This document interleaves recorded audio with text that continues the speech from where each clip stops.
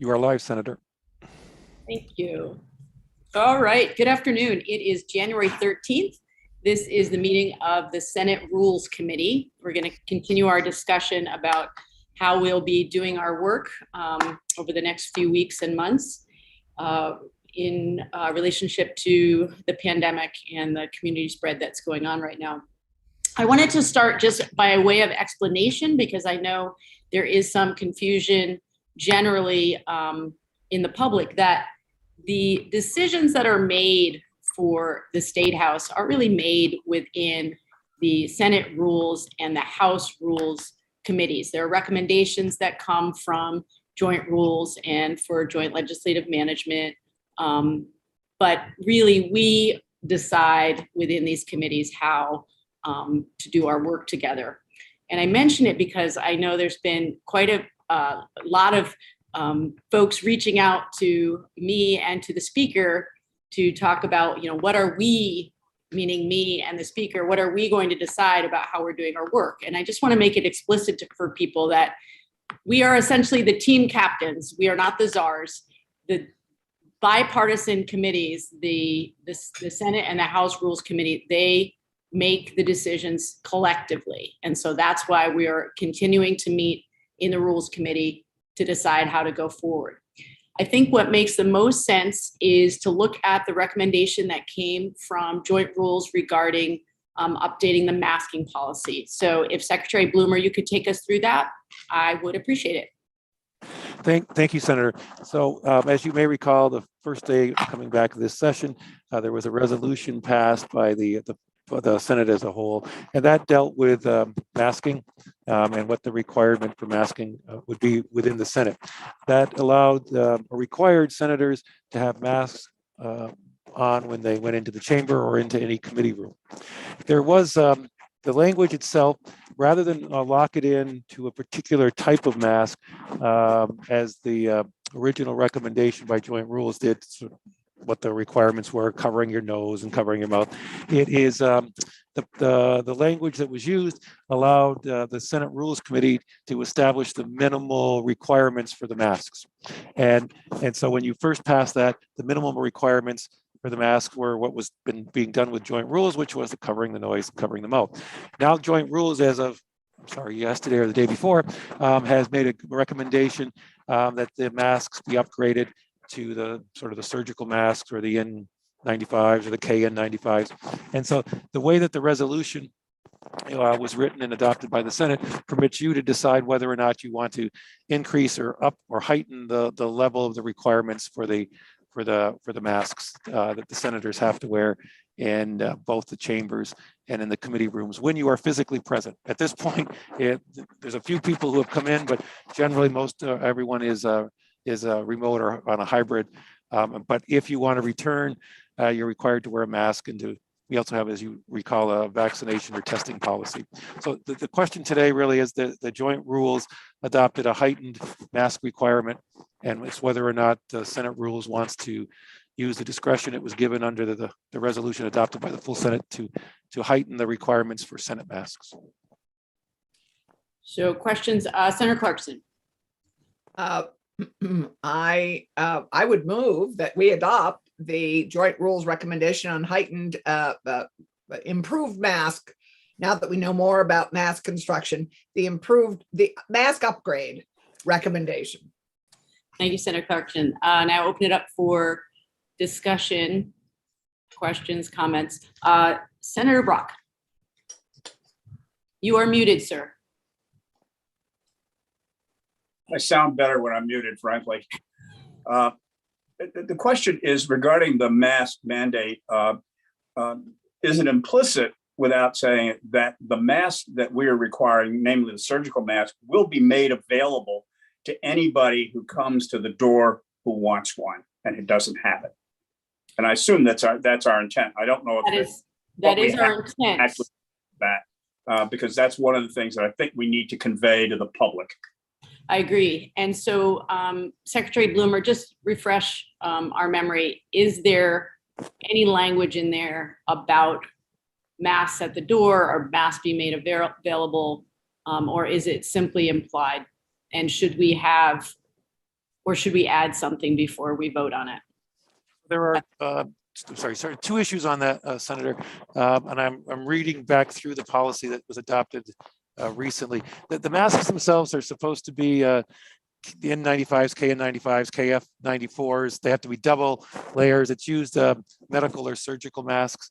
And I know two parts. I do know that the Sergeant at Arms is planning to have them available at the door. And so anyone who's required to come in, there will be available. I'm sorry that I don't quickly see it in the joint rules. And the concern is probably more for joint rules than for the Senate rules. And the reason is the decision you're making today only applies to senators and only applies before they go into the Senate chamber or the committee rooms. It may very well be a good question, but it may be something that the Joint Rules Committee wants to put in its policy to require the Sergeant at Arms to provide those. And that would give you some comfort that they would be provided. I will tell you that we have some here. If a senator came and didn't have one before they went onto the Senate floor, we would provide it. I don't have enough to do public when they show up, but we have enough to make sure that at least the surgical masks are available for all senators if they came without one. Any follow-up, Senator Brock? Well, I mean, I think it's a crucial element to making this work and to making it work for the public. Now, I don't know if we don't have, I believe, a Joint Rules Committee meeting scheduled at this point. It's kind of painful to go through yet another meeting, but I think it's what are you saying, point. Senator? You don't like hanging with us? And the Sergeant at Arms is not present in our meeting today, I gather. Right.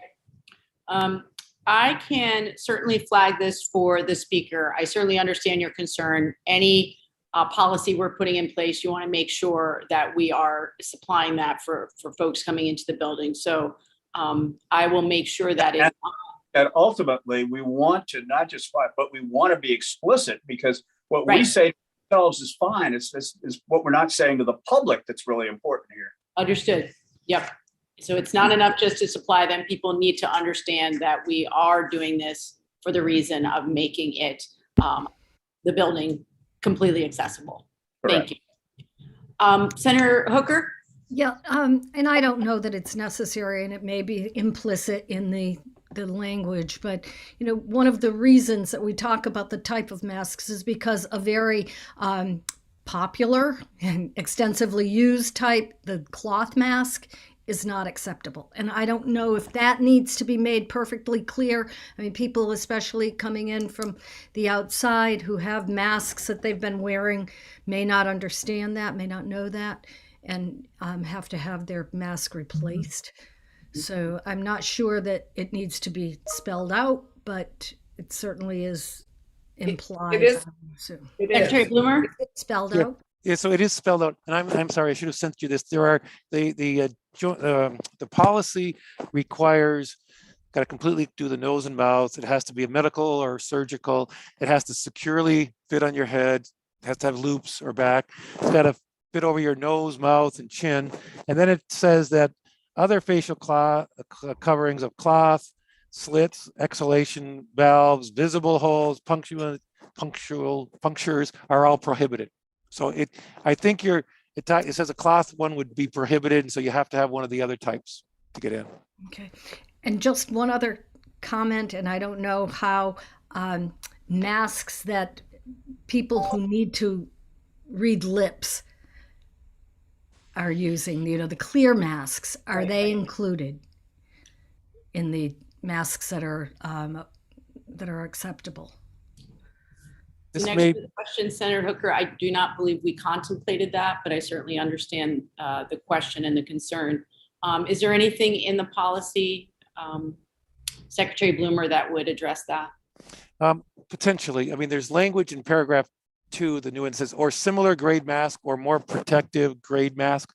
The only information I can give you, Senators, I know the Sergeant at Arms and the Chief of Police have had some of those available or we're discussing them, and I believe that they're of the same quality as the N95. I can check on that for you, but I understand there are also the facial mask ones, and then there are the ones that they're using like quartz, where they're clear here so you can watch people's lips. Right. I will check with the Sergeant at Arms office and see if those are permitted under the way that the way that this is worded.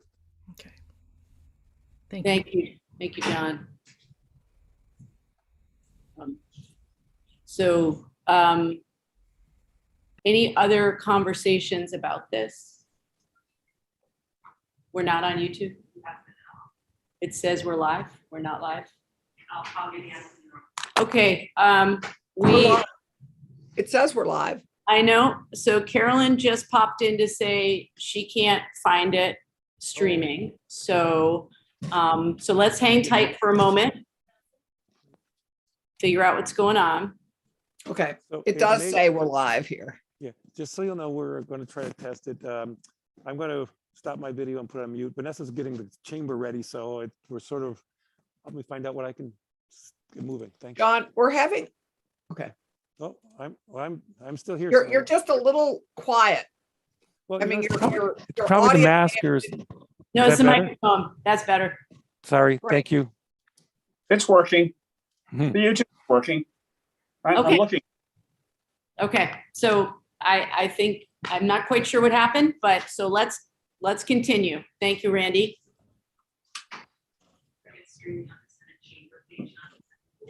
Okay. So it is streaming on the Senate Chamber page, is that right? It's Senate Rules Committee.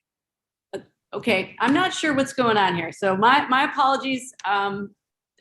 I think we keep moving because we're going to be on the floor at 1. So we have been streaming. Those folks who haven't been able to find it, my apologies. I think it was on the chamber page and not the Senate Rules page. I think we've got it straightened out now. So we We have have one watching me, according to the number. always a little unsettling when that happens. So Senator Clarkson has moved that we vote on this masking policy that essentially updates the level of mask that we're wearing so they're more protective. Any further discussion? So I will call the roll. Senator Mazza, Yes. Senator Hooker, Yes. Senator Brock, Yes, Senator Clarkson, Yes, and the chair votes in the affirmative 5-0. So at this point, I think it makes sense, Secretary Bloomer, for you just to remind everyone in the committee where we landed last time, because I don't believe we need to make a decision about next week. We can discuss it, but we still have the authority under the previous rule that we passed to continue remotely. So if you could just Very give us good. an update, and we'll try to keep this moving so we're not late to the floor. So generally, the Senate Rules Committee is granted authority by resolutions passed by the full body. The first day back for the 2022 session, the legislature or the Senate gave the Senate Rules Committee authority to continue to authorize remote sessions or remote committee room meetings up through town meeting week, which is the end of February. The Senate Rules Committee at their last meeting, I believe in December, made a decision that you would be remote potentially up through the end of the month of January, but you would definitely review it before the end of January. That may kind of sound different, but you could decide tomorrow to return. You could take away the authority, but as of right now, the minutes for the Senate Rules Committee reflect that you're planning to potentially go up through January 28th, but you have to review it again by the 28th to decide if you're going beyond January 28th. So you have, the short answer to your question is you have to do nothing to come back to allow a remote next week at this point. And so just to remind you, the recommendation coming out of joint rules was that we would essentially make a decision before the 18th about what we were going to be doing for the following week. And so we are coming off of a Friday. I believe the information that came out yesterday was that we had 3,000 cases on Friday. I'm not sure what the numbers are today. I thought we could just briefly, we heard from chairs the other day at the chairs meeting. There was a lot of consensus that people didn't feel like this was the time in the middle of the surge to come back into the building. But I wanted to give a chance to the majority and minority leaders to just report what you're hearing from members of your caucuses. 50-50 from the minority, again, consistent with before. There's some people who are vehement about being here. There are others who feel that it's perhaps a little early and a little unwise, so it's split. Thank you. Thank you, Randy. Allison? We're a little less split. I would say pretty uniformly, people feel that as the Omicron is still rising and it's imprudent to return. So I think that for the moment, we're willing to hang, all of us want to be together again. Yeah. But it's just a question of being responsible employers and responsible members and taking care of each other. We're doing the people's business very effectively remotely. And sadly, we need to probably continue that until we start cresting out of this peaking variant. Thank you, Senator Clarkson, and want to open it up for anything you want to add, Senator Mazza or Senator Well, Hooker. The good part, I'd say that at least we have full attendance right now, and that's important. I think everybody's on, whether they're feeling well or not. Yeah. And it's no time to play games. I think it's going well. We got a lot of people testifying every day. Yeah. They can, as many show up they want. I know the general public, I talk to them every day and they're glad we're doing what we're doing. So I don't think there's any hurry to get back. Thank you, Senator. Senator Hooker, anything to add? Nothing to add, but I do have a funny question, I think. Okay. If someone opts not to comply with the vaccine, one of the members, and it's been said before that they would be allowed to participate remotely from another space. Right. And I'm just curious to know where those other spaces are, because it seems to me that every space in the State House is being utilized. But that's for a discussion for another day, I think. Yeah, if we could, let's discuss that in another day, but I'm happy to go through that with Secretary Bloomer as well.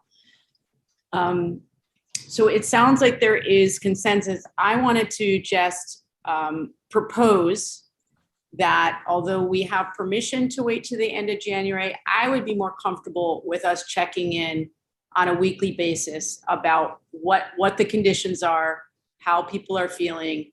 I think there is a real desire, as much as we can, to move towards coming back. I want to continue to revisit that. I was sensitive to the comment of one of our colleagues in the chairs meeting the other day saying, it's important that we really look hard at the decision making and not get complacent.